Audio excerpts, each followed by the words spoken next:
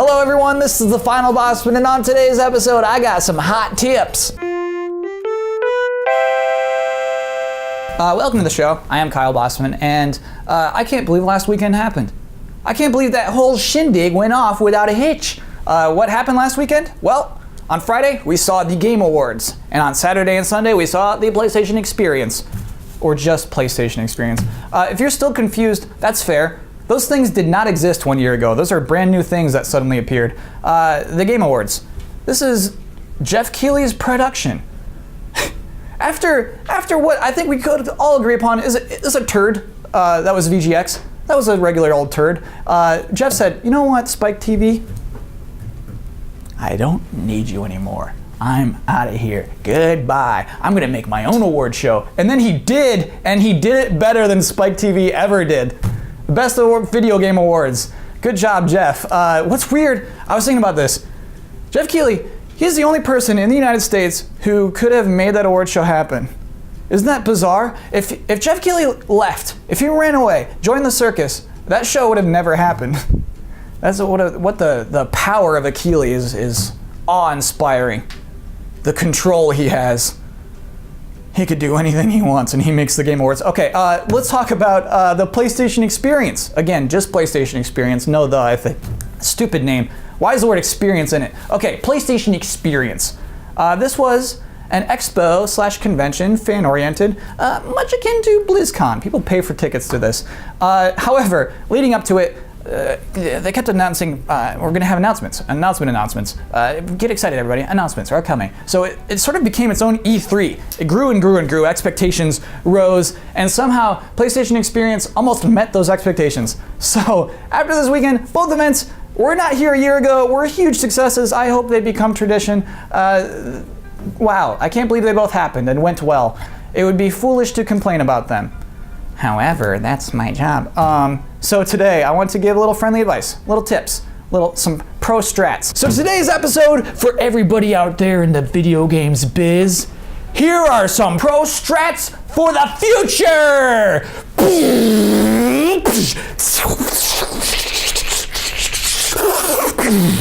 Welcome to the future. What is this place? The year is 2015. You are Kyle Bosman, age 30. You like video games. True! This is your video game console. Pro Strat 1. Make sure what you're announcing is worth announcing. I bet a lot of people already know where I'm going with this one. Into the keynotes. Let's hop into that. The keynote to PlayStation Experience. Pretty late. You know, this is the time for big announcements. Final Fantasy producer Shinji Hashimoto takes to the stage. What is going to happen? He puts a logo up of Final Fantasy VII on the screen and just says, hey, why don't you watch this trailer? You know what that trailer announces? The 2012 version, the PC version of Final Fantasy VII is coming to the PlayStation 4 in the spring of 2015. Launching exclusively, mind you, with enhanced graphics. And he was shouting it like this was all great news, and then said, okay, that's it, I'm getting back on my plane. Did they like it? I don't care. Because that's what I don't think he does. I think what is so frustrating about that is that Square Enix doesn't know that that is not what we wanted. That's not gonna get us excited. When people say Final Fantasy VII, I don't agree with these people. I don't want a remaster. I don't want a remake of Final Fantasy VII. But that was nothing. You announced nothing at this event. If I were to sit down with Mr. Hashimoto in a professional interview and say, Mr. Hashimoto, thank you for joining us.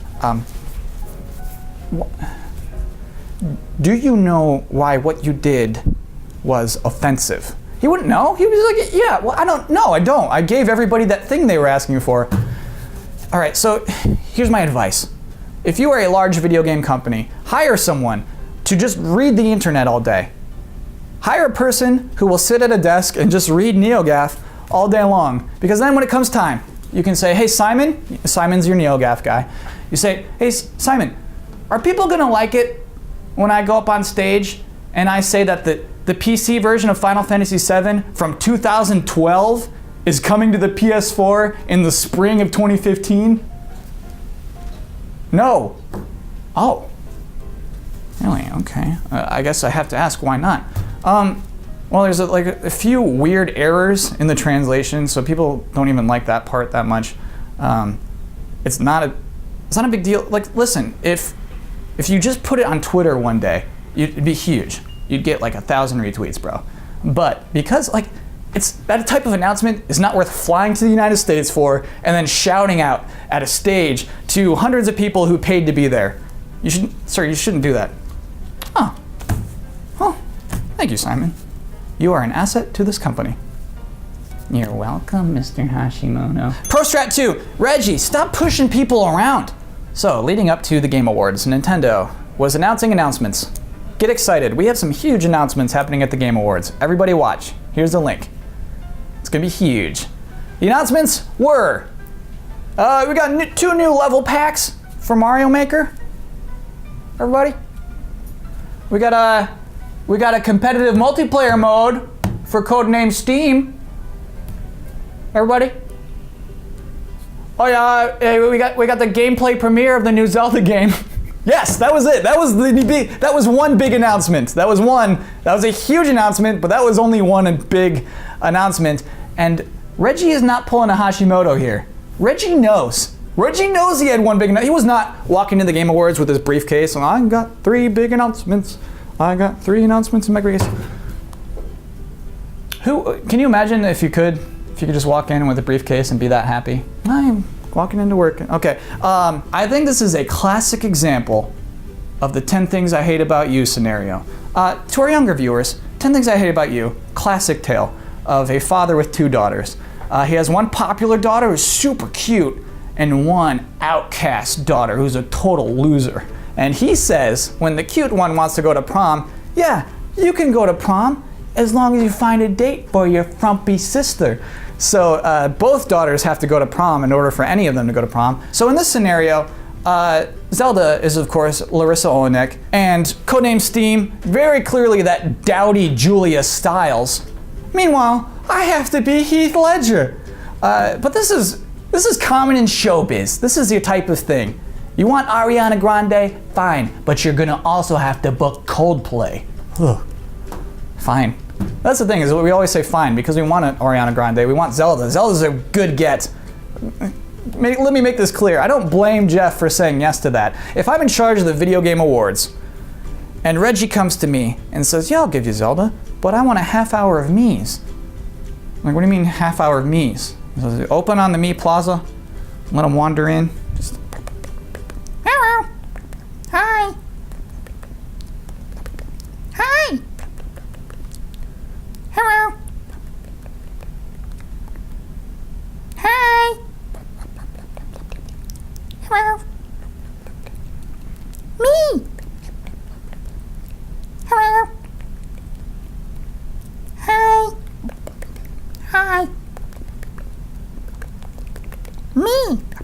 Hello. Hi. Bleep. Bleep. Hi. Hello. I'm sick. Okay. Hello.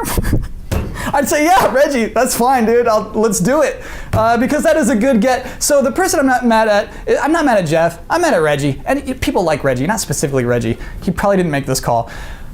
Reggies of the world, we know you love both your daughters, but they don't both have to go to prom. Sure, let the cute one, let the one who looks like Alex Mack go to prom. Absolutely, she's gonna have a great time. However, that other one doesn't necessarily have to go to prom. There are plenty of people out there who are not fit for prom. And you don't have to be like, that's weird, why don't you like prom? It's totally normal to not like prom. Okay, some people are gonna go to prom, probably have a miserable time. You know, and they're gonna turn out fine. It doesn't mean they're abnormal. You know, they're gonna grow up and have a weekly web show that keeps getting worse and worse ratings. It's gonna be fine for them. But seriously, in seriousness, Reggie, don't take Codename Steam and put it up in this spotlight that is the Game Awards. Because honestly, frankly, that is a cheap looking trailer for a cheap looking game. And it makes the award show seem cheaper, and it makes your company look little out of touch. It reflects poorly on Nintendo to put Codename Steam trailer within the Game Awards show. Hey everybody, you liked Fire Emblem? You're gonna love this. No, you know what? Bonus pro strat right now. If you're basing your estimates of how well that game will sell on Fire Emblem, stop that. Let me stop you right there. Don't do that. This is not the same game. Oh, it's like, here's President Lincoln, a little cartoon version of him. You want to play that? No, I do not. Pro Strat 3, bury the word exclusive. So, one thing I'm always begging for, and one thing Sony did in their keynote, is they were very specific. I'm gonna keep rolling about the word exclusive. They were very explicit.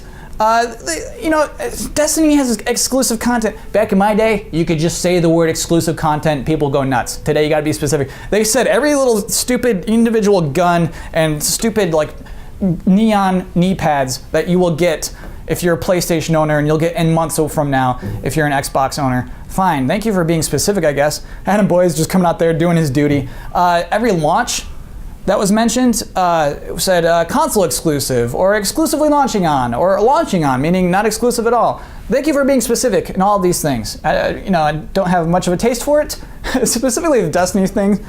Oh look, you get this little shark gun if you're a PlayStation owner. Your Xbox friends will have to wait months for this. Fine, like I don't, okay. But you gotta do what you gotta do, I get it. Anyway, of course, the biggest exclusive announcement of the weekend, biggest news of the weekend, biggest news of the year, I think it's pretty big. Street Fighter V exclusive to PS4 and PC. Whew, what an announcement that was. It leaked, obviously. Let's do another side pro strat, bonus pro strat. If you have a trailer for a game that's not announced yet, and a game that's not even hinted at, nobody's whispering about this game right now. If you got one of those, treat it like a nuclear missile. Get a key to get 2 keys. Give one to this high-ranking person and this one to this high-ranking person, and they're enemies. They don't even like each other. Those 2 people have to put the keys in and twist it for that video to go live on YouTube. Because like, there's no reason for that to leak on YouTube. That's too big. That's so silly. That was your own dumb fault. Okay, anyway, back to talking about Street Fighter V. The exact words Adam Boyes used: PS4 will be the only console Street Fighter V ever appears on. Okay, despite what it means, that is very clear. That is very clear because it does not include the word exclusive. Because we use the word exclusive so much that it's lost meaning. That sentence, the only console Street Fighter V will ever appear on, that is a very clear sentence, and it's because the word exclusive is not in it. If I could set video game biz aside for a moment and talk to video game fans, we got to do some work on this one. We have to do some reading between the lines about what kind of exclusive scenario this is. Here's what I'm thinking. Okay, look at similar situations. Rise of the Tomb Raider, multi-platform game, exclusive sequel, right? The last one, Tomb Raider, multi-platform. This game was announced at E3 with no particular platforms mentioned, and then at Gamescom, Xbox 360, Xbox One exclusive this holiday. Really strange. We'll never mention what happens after this holiday. Microsoft is publishing this game for Xbox. Like, what is going on? I do not think that is a forever exclusive because it hasn't been stated as such.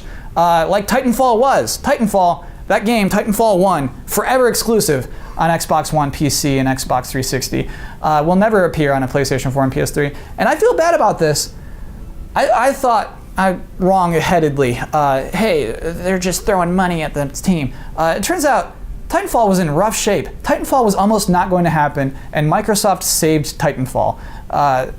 Huge kudos to Microsoft for doing that, and bad on me for jumping to conclusions there. However, again, that's a game that almost didn't happen. Saved, forever exclusive, fine, great, thank you. Similar one to that thank you is Bayonetta 2. Bayonetta 2 was practically canceled. Sega wanted nothing to do with it. Nintendo said, yeah, sure, we'll take that. Nintendo has that game, Bayonetta 2, a forever exclusive. Bayonetta 2 will never appear on other consoles. And I'm sure looking at the sales, Sega was like, oh my gosh, we dodged a bullet on that one. That's worse than what we thought it would have done. However, Nintendo's like, hey, this is great. And more importantly, people who played Bayonetta 2 said, yes, this is great. Thank you. Thank you for making this happen. So, back to Street Fighter V. If we're thinking about this game, forever exclusive, I think now probably means this game was in rough shape. This game may not have happened if it weren't for Sony's money. That's the best we can assume until it's clear. And then so going back to Video Games Biz, thank you Video Games fans for talking to you. Video Games Biz, you should probably make these things clearer. Thank you for being clear about the type of exclusivity. I'd love if you would be more clear about why. Because when you say this game will never be on Xbox One, you are hurting feelings. You are hurting people who love this franchise. I realize you're making some people very happy, some others hurt. So maybe the reason why, even if it's just, oh, well, we paid them this much money for them not to have it on Xbox One. Because going back to all those other examples, I don't think any developer or publisher would be willing to do a forever deal for a certain check. You know, a forever deal kind of means, hey, we couldn't have done this without this. Even in the case of Street Fighter V, sequel to a very popular Street Fighter IV, direct sequel to a not very popular Ultra Street Fighter IV. That's all messy business. I don't know. I don't think Microsoft's even mad. I think Phil Spencer, in his heart of hearts, says, what? I got Killer Instinct. And I own Killer Instinct. Who cares? You know, look at Metacritic. They're about the same. Look at Street Fighter, that's nothing. Huh? They're both at Evo. Chill out, everybody. I'm Phil Spencer. That's Phil Spencer voice? All right. But maybe he's right. Maybe we should chill out. Anyway, that is the episode for this week. If you're on Twitter, you can find me at Kyle Bosman. I'll be back here next Wednesday. Hope to see you then. Thanks for watching.